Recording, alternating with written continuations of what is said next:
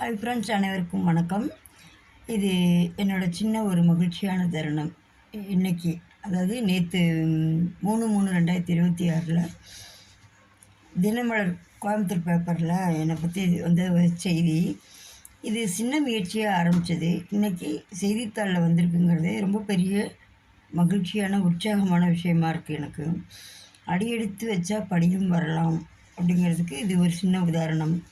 என்னை நம்பி சப்போர்ட் பண்ணிய எல்லாருக்கும் என்னோடய மனமார்ந்த நன்றி. இனிமேல் நல்ல விஷயங்களுடன் உங்களோட தொடர்ந்து சந்திப்போம். இப்படிக்கு founder of Manju cotton and jute bags. Thank you.